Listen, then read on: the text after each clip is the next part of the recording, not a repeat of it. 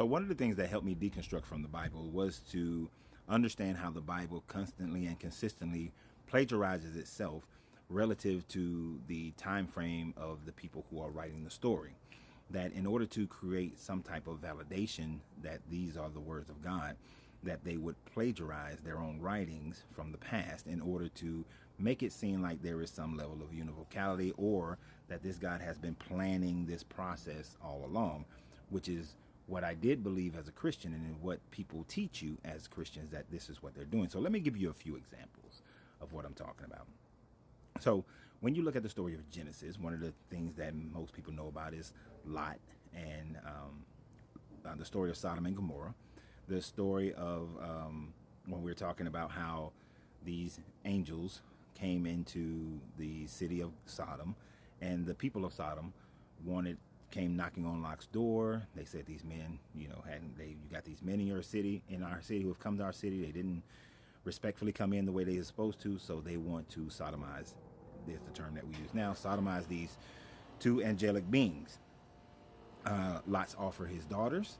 The men refuse the daughters, and then the angels blind the men, and Lot and his daughters and his wife escape. And when they escape, Sodom and Gomorrah is destroyed. Now, the replication of that story comes along in Judges 19, where a man comes in with his concubine. He did not go into the city and appropriately. He didn't, and he decided he was going to sleep outside in the town square, the same way as the angels.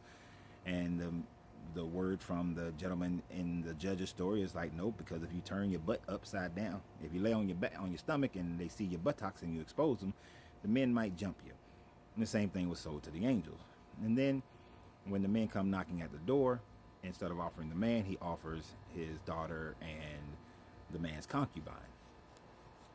The change happens when the men of the cities accept the concubine and the daughter, and then they rape the concubine until the point where she's dead, left her on the porch steps. And then after that, the man goes and chops her up into pieces, sends her off to the rest of the tribes of Israel, and then they genocide the men of that town. So just like Sodom, they were destroyed, the men of this town were destroyed as well.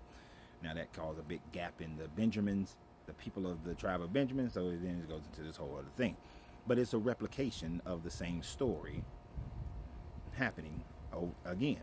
And our authors of Judges is just taking and writing the sequel to the story. Or, no, not a sequel. They're doing they're rebooting the story. And the biggest one that I had a problem with was the rebooting of the Jesus story. Although many people think about Moses and Jesus is a reboot of Moses, there are reboots that Jesus encompasses many reboots, but one of the reboots that is hardly ever read about is the story of Zachariah. So in this story of Zachariah, what you have is the 12 tribes have been separated.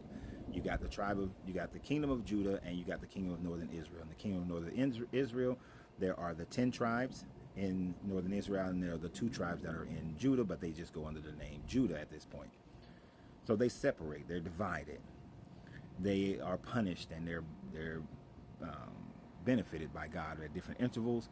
And Zechariah is coming saying that now you're going to go into a time of being punished by God, but that Zechariah will be the shepherd that would lead you out and unify the 12 tribes of Israel. Now, earlier in the story of in Genesis, you see where Judah is the one who wanted to kill Joseph, right? I know I'm jumped right there, but Judah is the one who wants to kill Joseph. Judah is the one who says, instead of killing Joseph, let's betray Joseph and sell him off into slavery. And then, of course, when the family of Jacob goes into going through a drought and going through a famine, they are then taken care of. They are united, back unioned with their family in Egypt, and Joseph is their savior. Joseph is their savior. So to jump back to the Zechariah story, we have a similar situation going on where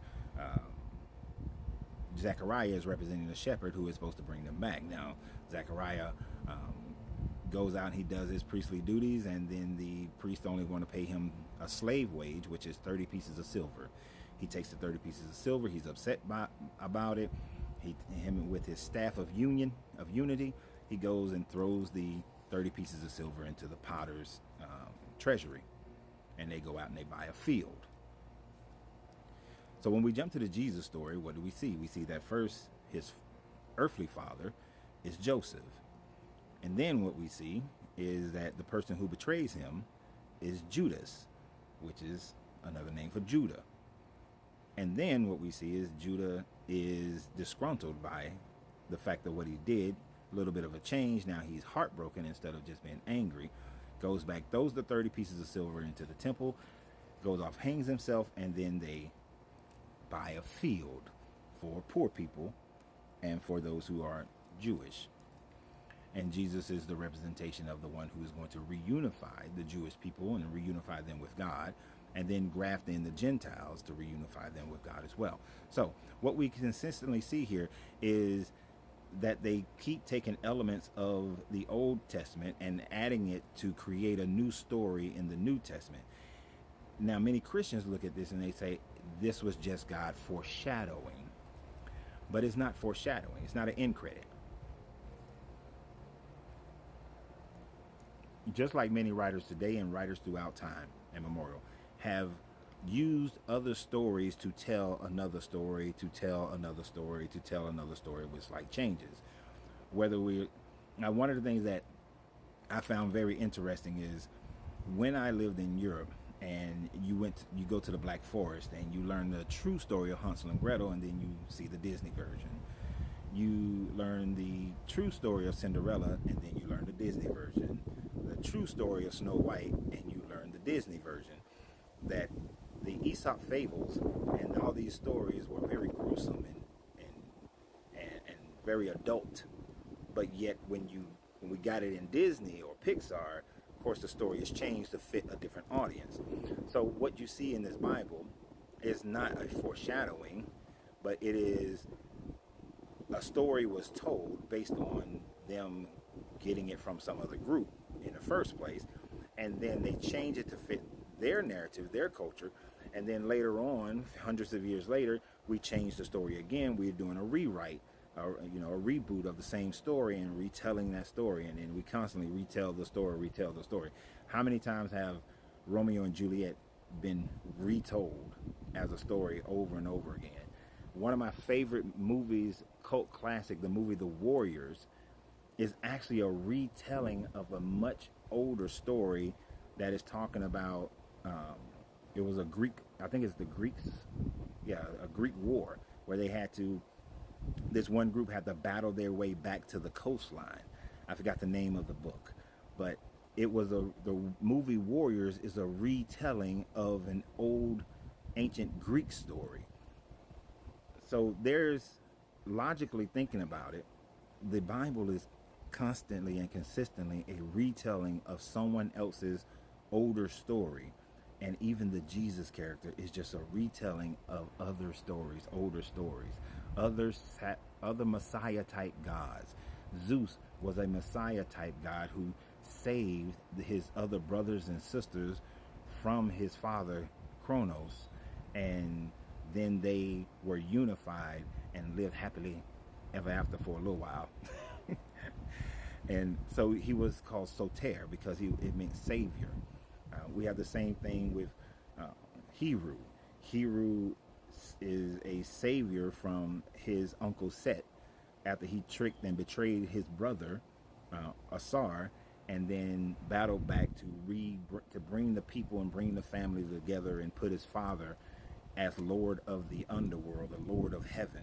So we have retellings of the exact same stories over and over again. The theme is the same. It is not a God foreshadowing anything. It is simply